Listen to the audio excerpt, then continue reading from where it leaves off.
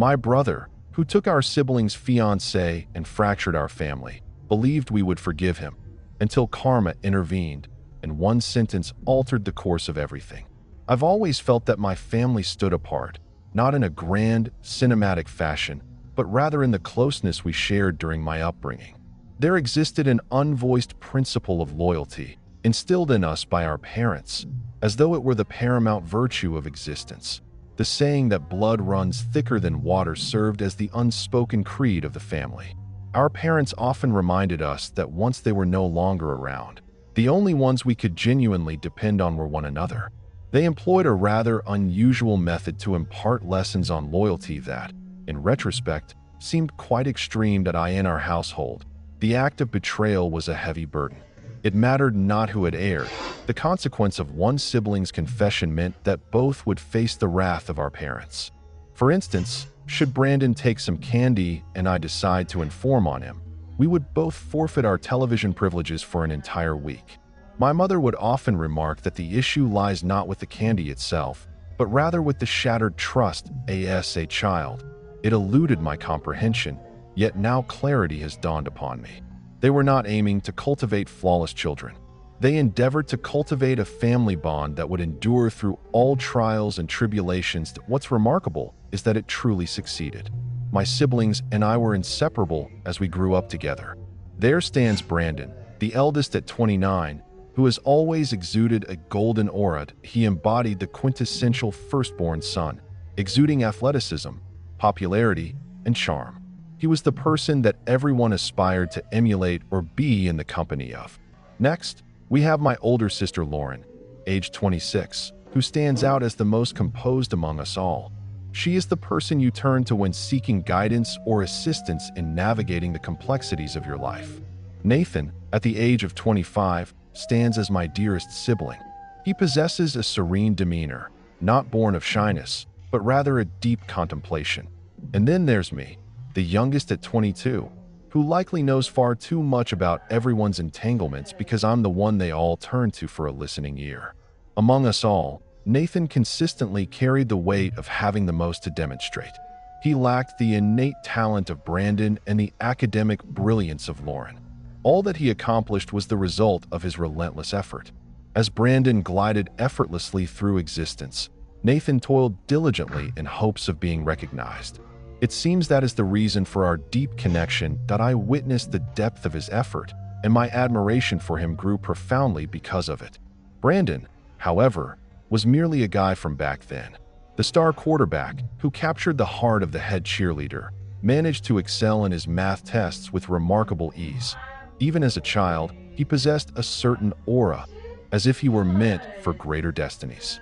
He captivated those around him, relishing every moment of their admiration. Yet, amidst the adoration of others who viewed him as flawless, we recognized the shadows of his selfishness. Not unkind, merely lacking consideration. He would seize the final slice of pizza without a word or appropriate your belongings without the slightest intention of returning them. Minor details that accumulated gradually. Yet, due to his identity as Brandon, no one ever dared to confront him about it. My parents undoubtedly had their preferences, even if it was unintentional.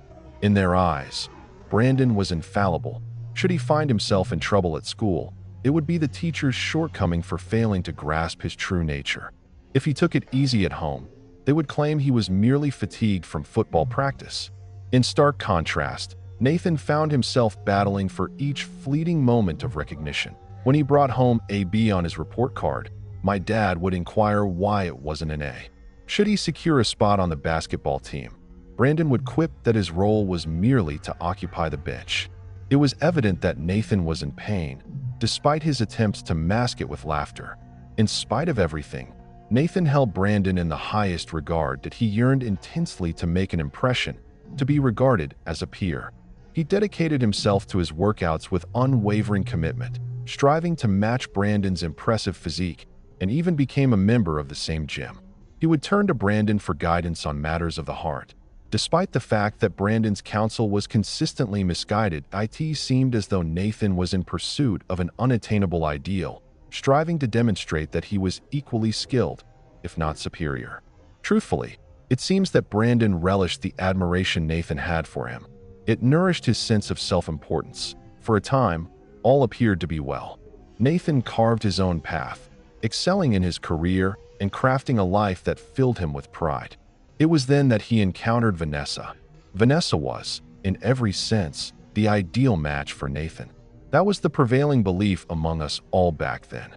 She possessed a sharp intellect, a delightful sense of humor, and a charmingly nerdy disposition that resonated perfectly with Nathan's character. She revealed a facet of him that had remained hidden, one that exuded confidence and a newfound ease.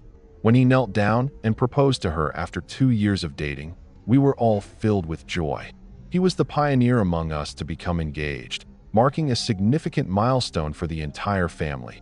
Even Brandon appeared truly pleased for him, which ought to have been my initial warning sign. In retrospect, the signs were unmistakable. Brandon and Vanessa shared an undeniable chemistry. Initially, it appeared innocuous. Vanessa radiated enthusiasm and warmth, while Brandon exuded his characteristic charm. Yet at times, their humor seemed to echo with the familiarity of inside jokes, leaving Nathan on the outside looking in. They would share a seat at family dinners, engaging in conversation as if they were longtime companions. Though Nathan remained silent, I could sense the unease that lingered within him. He cast them a glance, his expression a puzzle I couldn't quite decipher that moment. It barely registered with me, for loyalty was the very essence of our family. The notion that Brandon could ever turn against Nathan was simply inconceivable. We were nurtured to support one another through thick and thin. What about Vanessa? Her affection for Nathan appeared so authentic that the idea of her being unfaithful never even entered my thoughts. Nathan was not one to readily share his emotions. He had always been the steadfast, reticent figure within the family. When he finally confided in me about his uncertainties regarding Vanessa and Brandon, it was evident that this was not a decision made lightly. He certainly didn't wish to accept it, either. The manner in which he uttered it, softly, as if he wished the words to vanish, tugged at my heartstrings just a bit in the quiet of my living room. Just the two of us. He suddenly laid it all bare. Have you ever noticed how unusually close Vanessa and Brandon seemed to be? He inquired, his gaze fixed on the coffee table as if it contained the solution. In what way is it peculiar? I inquired, truly taken aback. I don't know, he said, rubbing the back of his neck. At times, it seems as though they have grown overly at ease in each other's presence. It seems they have their own narrative unfolding, while I find myself there. Initially, I attempted to dismiss it. They likely possess a warm and amiable disposition. Vanessa has that vibrant personality, and you're well aware of Brandon's demeanor. He exhibits that behavior with all individuals. Nathan nodded, yet his expression betrayed a lingering doubt. Perhaps, he murmured. Yet, he murmured, as if to no one in particular, it simply doesn't sit well with me. That night lingered in my mind, not due to my immediate belief in him, but rather because of the profound pain it appeared to inflict upon him. Nathan did not possess a naturally paranoid disposition. He approached the situation with measured thoughtfulness, refraining from hasty judgments or excessive reactions. There must be a reason behind his feelings. Yet, I reassured myself that it was merely a figment of his imagination. Vanessa held a deep affection for Nathan. A wedding was in the works. Though Brandon occasionally exhibited selfish tendencies, he was never unkind. It felt far simpler to entertain the notion that Nathan was merely conjuring illusions than to face the unsettling truth that perhaps he was not. Yet, I began to observe certain details. Small details. The manner in which Vanessa would steal a glance at Brandon, convinced that no one was observing her secret admiration. Brandon's efforts to elicit her laughter were truly remarkable. On a warm afternoon, amidst the sizzling sounds of a family barbecue, Vanessa and Brandon found themselves seated together on the patio, engrossed in a profound conversation. Nathan found himself indoors, busy fetching drinks. When he emerged once more, Vanessa's retreat from Brandon was peculiar, as if she had been discovered in the midst of an indiscretion. I wished to convince myself that it was merely inconsequential, that I wished to attribute it to my own paranoia, as if Nathan's doubts had become infectious. leading me to perceive things that simply did not exist. Yet, as I continued to observe, the difficulty of overlooking it grew increasingly profound. One evening, roughly a month after Nathan had first shared his thoughts with me, I resolved to explore the depths of our conversation. Gathered at Mom's house, we shared a meal together. Myself, Nathan, Brandon, Vanessa, and Lauren. The ambience was buoyant and joyful, just as it invariably was when we found ourselves in each other's company at a T1 moment. I quipped about how Nathan and Vanessa resembled an old married couple, perpetually bickering yet undeniably in love.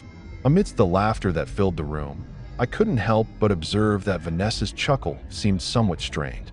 Brandon remained completely silent, devoid of any laughter. Instead, he offered an uncomfortable half-smile and cast his gaze downward at his plate. It was a mere trifle, yet it sent an icy shiver coursing down my spine. Why, if all was calm, did they both appear so uneasy? From that moment on, I began to observe more intently, not in a way that felt intrusive, but rather with a sense of curiosity. Vanessa appeared to radiate a certain vibrancy whenever Brandon was near. Her eyes sparkled with delight as he entered the room, and she would lean in just a fraction too close during their conversations. Brandon appeared to flourish under the warmth of her gaze. He'd playfully provoke her in ways that seemed to transcend the boundaries of a brother-in-law relationship, hinting at something deeper. One evening, I noticed Brandon gazing at Vanessa with an intensity that churned my insides. The gaze was anything but warm, lacking even the slightest hint of casualness. That it was a deep yearning. I recall a moment of doubt, convincing myself it was mere imagination, yet beneath the surface, uncertainty lingered. I attempted to broach the subject with Nathan once more, yet he dismissed me outright. "I don't want to talk about it," he said, his tone cutting through the air. "I might just be acting foolishly." "You are not lacking in intelligence," I remarked. "When something seems amiss, it's wise to heed your instincts." Nathan merely shook his head. "Even if I am correct, what actions can I take?" "Address them directly." "Yet, if it proves to be nothing, I merely appear foolish. Conversely, if it holds significance, I stand to lose it all." I found myself at a loss for words in that moment. What options lay before him? Facing them would unravel the very fabric of his existence. Turn a blind eye would consume him from within. He found himself ensnared in a state of uncertainty, questioning both his own worth and the intentions of those he held dear. Uncertainty clouded my thoughts as I grappled with the question of how to assist him. My only option was to stand by his side, clinging to the hope that this was merely a grand misunderstanding. Yet, with each passing moment of observation, my faith in that notion dwindled. It was at yet another family gathering, roughly 2 weeks prior to the unraveling, that the final straw was drawn. As the game of charades unfolded, it was Vanessa's moment to shine. She was immersed in a performance, perhaps channeling a scene from a film or a television series, while Brandon enthusiastically shouted out his guesses. They shared laughter, and the energy that enveloped them felt profoundly intimate, as if they were the sole inhabitants of the room. Nathan sat beside me, his jaw locked in a tense grip that suggested his teeth might shatter at any moment. As the final whistle blew, he rose from his seat and made his way to the bathroom.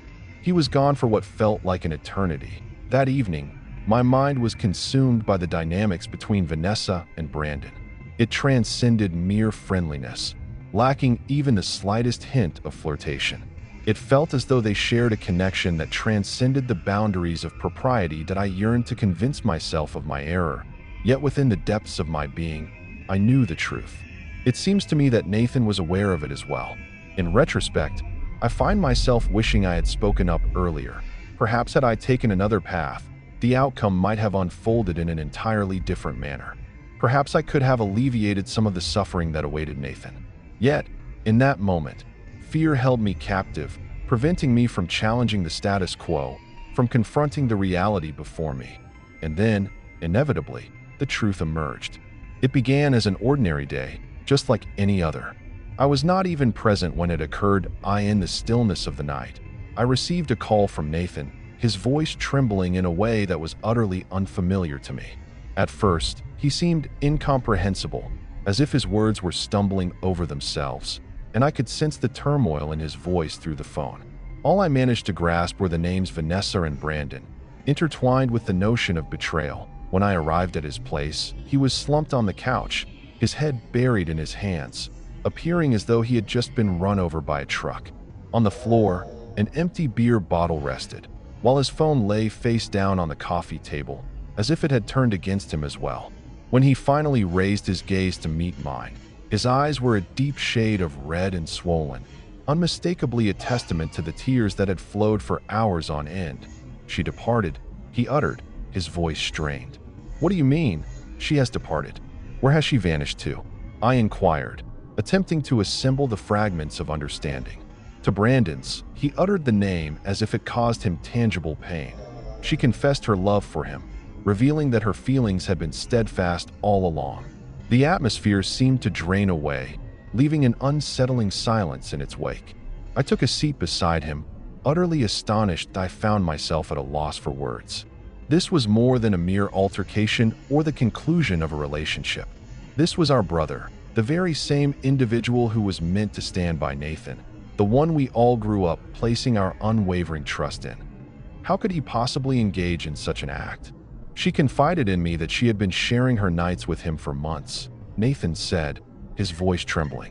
For months, as we meticulously planned the wedding, I held on to the belief that she loved me. It wasn't until I sensed a tear tracing its path down my cheek that I became aware of my silent weeping, that I found myself lost in tears, uncertain of the identity of the one for whom I wept. Nathan, for he was unworthy of such a fate. Or perhaps it was I, as the family I believed I understood was disintegrating before my very eyes. Nathan's phone vibrated, and we both gazed at it, as if it were a ticking time bomb ready to explode. He let it ring, yet I caught a glimpse of the name displayed on the screen. Brandon. "He keeps calling," Nathan said, his voice taking on a steely edge. "What is it that he truly desires? To express regret? Shall I elucidate? As if there's anything he could possibly say to improve this situation?" I found myself at a loss for an answer to that as well. What might Brandon have to say? "My sincerest apologies for taking your fiancée." It was so ludicrous it nearly transcended reality. The following morning, with Nathan finally slumped on the couch in a deep slumber, I resolved that I could no longer remain idle, that I made my way to Brandon's house, struggling to see clearly as anger obscured my sight. As he swung the door open, it was evident that sleep had eluded him as well. Excellent that he was unworthy of it. "What on earth is the matter with you?" I erupted, not pausing for him to utter a single word. "Are you aware of the consequences of your actions?" Brandon attempted to interject, yet I refused to allow him that moment. "Silence, please. Your voice is not welcome here. This cannot simply be brushed aside. You have utterly shattered him, Brandon. He was utterly vanquished. And for what purpose? Is it just some girl? Is selfishness truly your defining trait?" "She's not merely some girl," Brandon finally declared, his tone tinged with defensiveness. "My heart is captivated by her." A surge of anger coursed through me, and I felt an overwhelming urge to strike him. Never have I felt such an overwhelming urge to strike another person. "Do you hold affection for her?" I reiterated, my tone laced with irony. "Ah, how wonderfully it transforms everything, wouldn't you agree? Disregard the reality that she was once engaged to your brother. Disregard the reality that you have shattered our family. As long as love is present, everything is as it should be, isn't it?" Brandon remained silent. He merely stood there, gazing at me as though he were the one wronged in this entire situation. "It filled me with nausea that you've always been self-centered," I exclaimed, my voice trembling with fury. "But this represents an entirely new dimension. I trust she holds value, Brandon, for you have just forfeited the rest of us." With that, I turned and departed, that I chose not to linger for his reply, for truthfully, his words held no significance for me. No words could bridge the chasm of this moment. Upon my return to Nathan's abode, I found him alert, perched at the kitchen table, his gaze fixed intently on his phone. That he gazed at me, his eyes empty and devoid of life. "Did you talk to him?" he inquired. "Indeed, I did say that it proved to be of no assistance." Nathan nodded as if he had anticipated that moment. "I don't believe I can ever find it in me to forgive him," he murmured softly, "or perhaps her." I informed him that it wasn't necessary. You are not obligated to them in any way. In the days that followed, the news began to ripple through the family, reaching every corner with an undeniable urgency. Lauren seethed with rage. Our father was furious. He dialed Brandon's number and unleashed a torrent of anger, declaring that he was no longer his son. However, our mother responded in a contrasting manner. He's still your brother, she remarked during our conversation. Individuals are prone to errors. He is captivated by love. One cannot hold him accountable for such a decision. Is it possible to hold him accountable? I retorted. He turned his back on Nathan. He turned his back on us all. How can you simply dismiss that? Because he's my son, she declared, her voice resolute. I shall not turn my back on him. It felt as though I had been struck across the cheek. How could she possibly stand by him after everything he had done? How could she anticipate that the rest of us would simply carry on? Yet, that is precisely what she accomplished. She began to visit Brandon and Vanessa, putting on a facade of normalcy, as if our family had not been torn asunder. Each time she urged us to forgive him, it seemed as though she was prioritizing Brandon above the rest of us, above Nathan. Regrettably, I cannot claim that this marked the conclusion of the matter. It did not. This was not an issue that could simply be ignored or concealed. The betrayal ran deep, leaving scars that none among us could overlook. Despite my deepest desires to forge ahead, to feign indifference, I found myself unable to do so. Each time my gaze fell upon Nathan, the scars left by Brandon and Vanessa's actions became painfully evident. It was an experience none of us would ever erase from our memories. The aftermath of Brandon and Vanessa's betrayal unfolded with the inevitability of a slow-motion car crash. One can sense its approach, yet there exists no means to avert its course. It didn't merely devastate Nathan, it shattered the very fabric of our family. Identifying the exact moment of inception proves elusive, for once the truth emerged, retreat was no longer an option. Nathan had become a mere shadow of his former self following that night. He took refuge in my apartment for a time, unable to bear the memories of the house he once shared with Vanessa. Each small detail brought her to mind. The photographs adorning the walls, the coffee mugs they had collected side by side, the TV shows they once devoured together. He once confided in me that the silence was the most unbearable aspect, as her absence resonated more profoundly than her presence ever had. Never had I encountered Nathan in such a manner before. He was perpetually the resilient figure, the man capable of managing any challenge that came his way. Yet now, he appeared utterly adrift. He ceased his visits to the gym, neglected his self-care, and hardly consumed any food.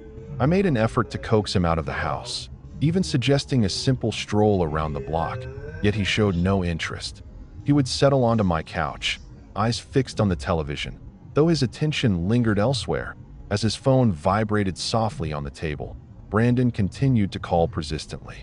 Initially, Nathan chose to disregard it, but in time, he decided to block the number. Yet, that did not deter Brandon from making an attempt. He dispatched emails, texts from unfamiliar numbers, and even messages via mutual acquaintances. He persisted in his desire to converse, to elucidate, yet Nathan remained resolute in his refusal. What is there to clarify? One day, he spoke, his voice laced with bitterness. He desired her, and thus he claimed her. The conclusion has been reached. Our father shared Nathan's anger, yet his expression of it took on a different form. He severed all ties with Brandon. To him, what Brandon did transcended mere betrayal. It was a profound shortcoming of character, a transgression that father could never absolve. He reached out to me once he learned the truth, declaring, "That boy is no longer my son." The pain in his voice was palpable, despite his efforts to project an air of toughness. For his father, loyalty held paramount importance, yet Brandon had cast it aside. But mother? Mother was an entirely different narrative. She found it impossible to sever ties with Brandon, despite the pain he had caused the rest of us. She repeated, "He remains my son," as if that resolved everything. She began to frequent Brandon and Vanessa at their new home, feigning ignorance of the colossal elephant that loomed in the room. Whenever I attempted to broach the subject with her, she would merely dismiss me. "You simply don't understand," she'd say. "He erred, yet he remains part of our family." It wasn't merely that she extended her forgiveness to Brandon. It was the expectation that we would follow suit. She relentlessly urged Nathan to engage with him, even going to the extent of inviting Brandon over without Nathan's knowledge. The memory lingers of that day when Nathan discovered that Mom had orchestrated a family dinner, all the while pretending it was merely a casual gathering. Nathan consented to join us, under the impression that it would be merely myself, Lauren, and our parents. Yet, as he stepped through the door and caught sight of Brandon at the table, he found himself paralyzed. The atmosphere in the room was thick with tension. Without uttering a single word, Nathan simply turned on his heel and strode out that I trailed behind him into the open air, where he moved restlessly, his hands balled into tight fists.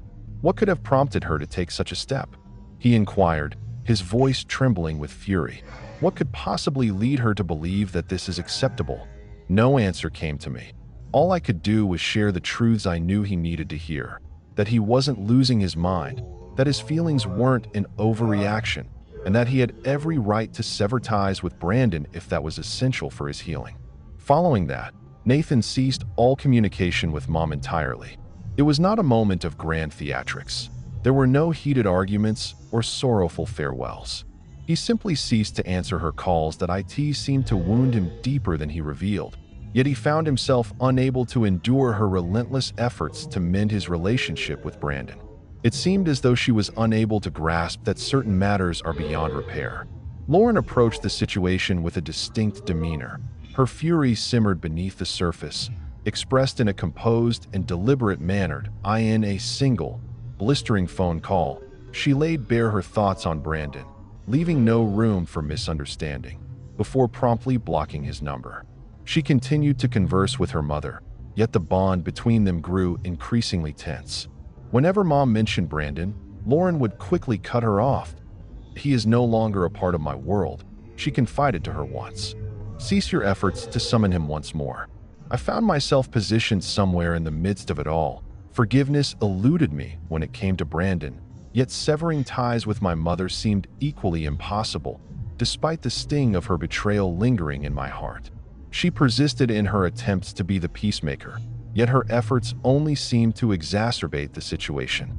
At one moment, she proposed that the four of us, her, Nathan, Brandon, and I, should attend therapy together. "That we need to fix this," she said, as if it were merely a broken chair or a leaky faucet. "What needs fixing?" I lost my composure.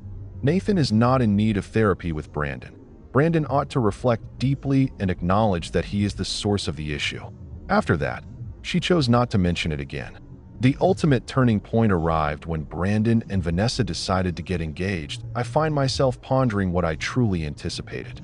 It was inevitable that they would tie the knot, yet discovering the invitation nestled in my mailbox struck me like a blow to the stomach. They had the audacity to send it to all of us, as if they believed we would genuinely attend and revel in their love. Initially, I kept it from Nathan, fully aware of the pain it would cause him.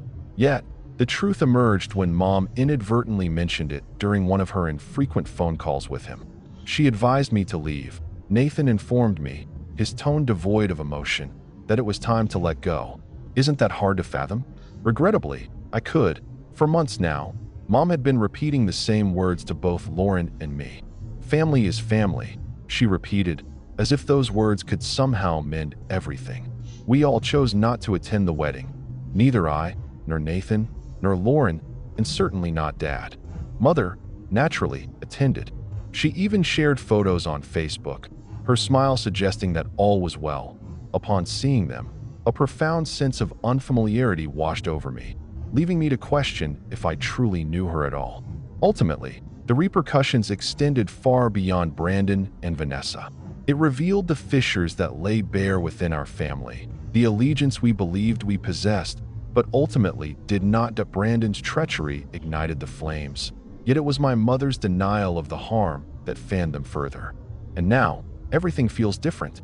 With Brandon and Vanessa's engagement, the division within the family was formally acknowledged. That we didn't convene or reach a monumental conclusion to part ways. It unfolded effortlessly, akin to a fissure appearing in the very bedrock of a home.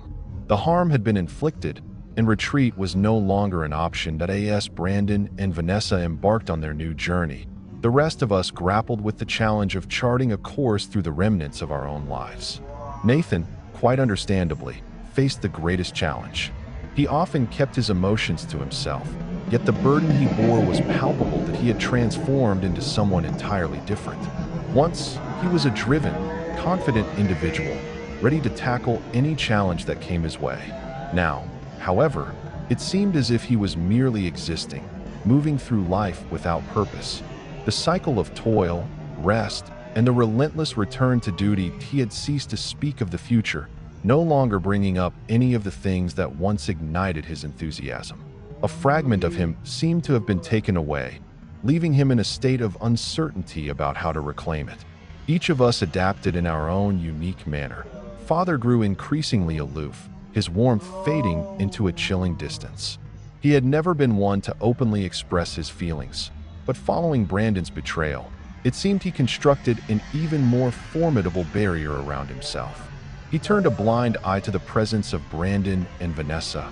Even in the most casual exchanges, should the topic arise by chance, he would swiftly redirect the conversation. To him, they had vanished, just like that. He dismissed the notion of reconciliation entirely, a rare point of agreement between us. Lauren immersed herself in her work. She was already a whirlwind of activity, yet now it seemed as though she was employing her work as a refuge from the tumult of family affairs. She had always assumed the role of mediator, the one who endeavored to maintain harmony, yet even she found herself powerless to mend this rift. The weight of that realization struck her profoundly. She ceased attending family dinners and became less responsive to Mom's calls. It wasn't that she lacked concern. It seemed as though she had reached her limit, unable to cope any longer. And then came Mom. Among them all, she appeared the most resolute in her facade of normalcy. She continued to reach out to Brandon and Vanessa as if they hadn't committed an unforgivable act. Whenever I learned of her visiting their home or sharing a lunch with them, it struck me like a sharp blow to the face each time. It was not merely that she extended her forgiveness to them. That was quite unfortunate. She anticipated that the rest of us would follow suit. She repeatedly expressed sentiments such as, "You can't hold on to anger indefinitely, and we remain a family," as if uttering it repeatedly could somehow transform it into reality. There was a moment when she proposed the idea of a family reunion. "We must begin anew," she declared, as if it were that effortless. The chuckle escaped me when she mentioned it, not due to its humor, but rather because I was astonished she considered that a wise choice. Poor mother. I told her plainly that no one is eager to begin anew with Brandon, particularly not Nathan. "Indeed, he must," she remarked, her voice cutting through the air with an unexpected edge. "Clinging to this anger is not conducive to well-being. Perhaps he isn't prepared to extend forgiveness to the brother who took his fiancée," I retorted. "Have you ever pondered that?" Though she lacked a response, her frustration was palpable. It seemed that a fragment of her harbored resentment towards us for our inability to release the past, yet a more substantial part of her directed that anger inward, lamenting her own failure to mend what was broken. She longed for a return to the past, yet such a wish was unattainable. The chasm was not merely one of emotion. It was also tangible, a palpable separation. In the end, Nathan parted ways with the house he had once shared with Vanessa, relocating to a new apartment across town. As I assisted him in gathering his belongings, a heavy sense of melancholy enveloped the day, marking it as one of the most sorrowful moments I've ever experienced. With each box we sealed, it seemed as though another fragment of his former existence was being wiped away. That he remained mostly silent as we packed. Yet there came a moment when he lifted a photograph of himself and Vanessa from the time of their engagement. He gazed at it for what felt like an eternity before ultimately discarding it into the trash. "Good riddance," he whispered under his breath. Yet, the anguish in his voice was unmistakable. Lauren also relocated, securing a position in a city roughly an hour distant. She claimed it was for her career, and perhaps that was a fragment of the truth. Yet I believe she also yearned to escape from it all. She still made occasional visits, though not with the same frequency as before. Her absence weighed on my heart, yet I found no fault in her decision to depart. Given the opportunity to break free, I likely would have taken that path as well. I found myself ensnared in a web of stagnation. I found myself unable to depart, compelled by the sense that someone must remain to hold the fragments in place, even if the endeavor seemed futile. I maintained my connection with Nathan, visited Dad frequently, and engaged in conversation with Lauren whenever her schedule allowed. But Mother? Our connection grew tense. Each dialogue with her resembled a relentless tug of war. She would attempt to persuade me to contact Brandon, while I would endeavor to dissuade her from feigning that everything was fine. Neither of us has ever claimed victory. The most disheartening aspect was the apparent indifference of Brandon and Vanessa towards the destruction they had wrought. They went about their lives, sharing cheerful images on social media, pretending as if the fabric of their family hadn't been frayed beyond repair, but it was utterly maddening. I felt the urge to confront them, to express the selfishness of their actions, yet deep down, I understood that it would change nothing. Individuals of their kind fail to perceive themselves as the antagonists that I in their hearts. They believed they were merely two souls entwined in love, while the rest of us stood as obstacles, failing to embrace their bond. With each passing month, the chasm deepened. Birthdays, holidays, family milestones all served to highlight the growing distance. They all transformed into wells of tension. When Mom extended an invitation to Brandon and Vanessa, the rest of us chose to decline the outing. Had she chosen not to invite them, she would have found herself mired in a persistent gloom, lamenting the absence that rendered the family gathering so achingly incomplete. We reached a moment when family gatherings ceased to exist altogether. The situation was excessively intricate, overwhelmingly chaotic. In retrospect, it seems that none of us truly grasped how to navigate the events that unfolded. Each of us mourned in our unique fashion, not solely for the bonds that had slipped away, but for the sense of family we once believed we possessed. It's difficult to articulate. Yet when a trusted individual betrays you in such a manner, it alters the very fabric of your existence. It compels you to reevaluate the very bedrock of your convictions. For our family, loyalty served as the cornerstone of our existence. It was the singular certainty we had always believed in, the principle our parents had instilled in us from the very start. However, Brandon broke that apart. His betrayal wasn't limited to Nathan. It cut deep into the hearts of us all, and regardless of how fervently Mom wished to deny it, there was no remedying the situation. It's amusing how the tapestry of life unfolds at times. Just when you believe the narrative has reached its conclusion, the aftermath laid bare. It surprises you with an unexpected turn, one that catches you off guard. Yet, in hindsight, perhaps you ought to have anticipated. That is precisely what transpired between Brandon and Vanessa. After all that Nathan endured, after every bridge they torched, karma finally made its entrance, and when it did, it struck Brandon with the force of a freight train. 6 months have passed since Brandon and Vanessa exchanged their vows. Naturally, none of us attended. Neither I, nor Nathan, nor Lauren, nor Dad. Mom stood alone among our kin, embodying the proud mother, feigning a sense of normalcy as if all was well. She even shared photos of the ceremony, as if we were meant to celebrate their joy. I refrained from opening them. No one among us did. In our minds, Brandon and Vanessa had vanished from our lives forever. For a time, it appeared as though they were immersed in their idyllic existence. They acquired a home as a couple, began to envision their future, and filled their social media feeds with images showcasing their joy. It would be disingenuous of me to claim that it doesn't affect me. After all they had done, witnessing their carefree demeanor struck like a sharp slap to the face. Yet, I reminded myself that it wasn't worth expending my energy. They may indulge in their illusion of joy. I simply wished for them to keep their distance from us. Then, a few weeks ago, everything fell apart. That I did not learn of it from Brandon himself. Certainly not. It has been more than a year since he last uttered a word to any of us. It was my mother who reached out, her voice trembling with urgency and fear. Brandon needs us, she remarked, as if those words carried some profound significance. What do you mean by that? I inquired, my irritation evident. It is Vanessa, she declared. He discovered her infidelity. For a brief moment, silence enveloped me. That I was taken aback, though not for the reasons my mother might have assumed. It was not surprise.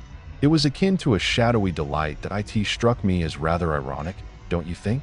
Allow me to take a wild guess, I finally remarked, with his closest companion. Mother inhaled sharply. What led you to that conclusion?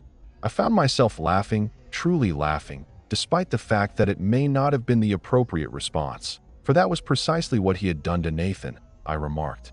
It appears that fate has finally delivered its reckoning to him. Mother did not take kindly to that. She began to elaborate on Brandon's profound heartbreak, emphasizing his urgent need for family support during this difficult time, urging us all to come together and stand by him as he navigated through this challenging moment. He made a mistake, she remarked, as though we hadn't encountered that phrase 1,000 times prior. Yet, he remains your brother. Mom, I interjected, halting her mid-sentence. Brandon committed more than a mere error. He obliterated Nathan, that he shattered this family into pieces. So now you expect us to empathize with him after Vanessa treated him the same way he treated Nathan? Is this for real? He is in pain, she maintained. This was not what he deserved. Nathan didn't either, I retorted sharply. Yet, it appeared that your concern was absent during those moments. Mom fell silent in that moment, yet I sensed her determination remained unshaken. She persisted in her calls, attempting to evoke a sense of guilt in us to contact Brandon. She attempted once more to invoke the bonds of family, insisting that we should unite and find forgiveness. Yet, for this moment, we all remained steadfast, neither Nathan, nor Lauren, nor Dad. We were united in understanding. Brandon had crafted his own circumstances, and now he must face the consequences. Truth be told, I harbor no sympathy for him. I am unable to do that. This is precisely the consequence of his own actions. He deceived Nathan in the most unforgivable manner, and now he is experiencing the consequences of his actions. It pains me to admit it, yet there's a certain satisfaction in knowing he has finally grasped the weight of what he subjected Nathan to. Perhaps this labels me as a flawed individual, yet in light of all that has transpired, I find myself indifferent to the judgment. Nathan, however, took me by surprise. When I recounted the events to him, I anticipated a reaction of anger or perhaps even a sense of satisfaction at Brandon's misfortune. Yet, he merely shrugged. Figures, he remarked, as if it had lost all significance to him. Vanessa has always been that way. He simply chose not to acknowledge it. Does it bring you a sense of relief? I inquired, intrigued. He paused to contemplate, then slowly shook his head. Not quite. It remains unchanged. He remains absent from my life, and that is unlikely to alter. Nathan's reply illuminated the journey he has undertaken. He has moved past his anger, not directed at Vanessa, not directed at Brandon. He has progressed in a manner that leaves me uncertain about my own journey. For him, this transcends notions of revenge or karma. That it's merely another page in a narrative he has long since concluded. In contrast, Lauren had much more to express. Serves him right, she remarked when I shared the news that I wish for the pain to mirror what Nathan endured. Mom wants us to support him, I added, my eyes rolling in exasperation. Lauren let out a genuine laugh. Indeed, that seems quite unlikely. If Mother wishes to indulge him, that is her prerogative, but I shall not be compelled to participate in the charade. And then there is Father. He remains largely silent on the matter, yet it's clear to me that he has no desire to repair the rift. When I mentioned it, he merely shook his head and remarked, that boy made his choices, and now he must face the consequences. Brandon is not worthy of our compassion. He is unworthy of our backing. He crafted his own fate when he turned against Nathan, and now he must endure the consequences. If Mother wishes to continue her charade of viewing him as a tragic victim, that is her prerogative. However, the rest of us have moved on. Ultimately, this matter transcends notions of revenge or delight in another's misfortune. It centers on loyalty. Brandon shattered that bond of loyalty when he opted for Vanessa instead of his brother, instead of his family. He cannot anticipate our return simply because circumstances did not unfold as he had hoped. Life doesn't unfold in such a manner, so no, I will not extend my support to Brandon. None of us will. Frankly, I believe that is precisely how it ought to be. He has made his decisions, and now he must face the repercussions. That issue no longer concerns you as. In my view, my family consists of Nathan, Lauren, Dad, and myself. Let them navigate the rest on their own.